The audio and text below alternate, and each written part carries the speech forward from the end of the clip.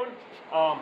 We're sitting here. We just got back from a trip, and we've been going through the stuff, cleaning some stuff up, packing some stuff up to put it away until the next trip. We were doing some reflection on the trip. So this trip was it was kind of an anniversary trip, not for Lauren and I, but for some other folks. But I saw a bunch of folks that I have not seen in a lot of years, like over a decade, 15-ish years maybe for some of them. But it was a really good trip. The folks I went and saw, we have been through a lot of stuff together. It was one of those things where we've seen the worst in each other and we've seen the best in each other for a period of life. And Lauren and I were kind of talking about that, and we kind of related that to our walk with Christ and the community of Christians that we have. And we, your community as Christians, I think it should be the same thing. Even if you haven't seen each other in a while, which I'm hoping you're seeing your community regularly, but you can hop back in there and you can have those conversations. How's this going? How's that going?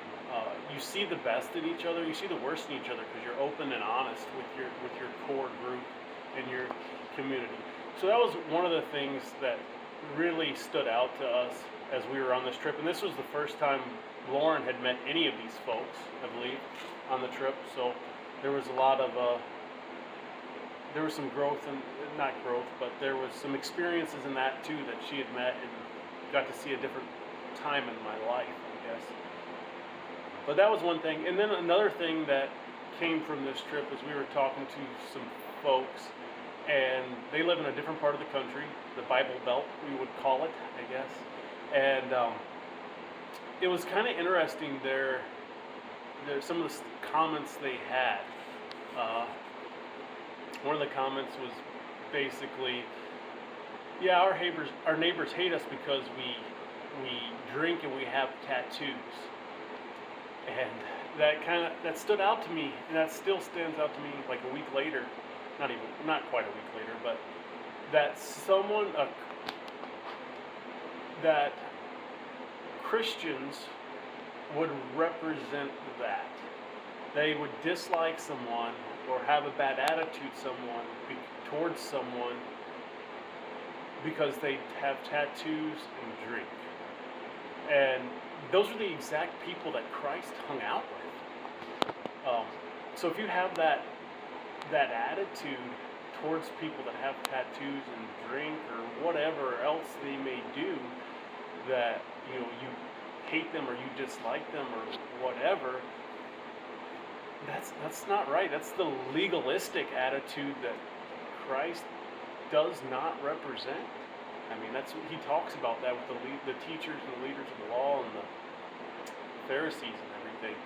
That really stood out to me, that folks don't feel welcome. They feel disliked because of certain things. And I think as Christians, we should all be welcoming. There might be things about a person that, yes, are wrong, and we may disagree with. We may have personal convictions on stuff that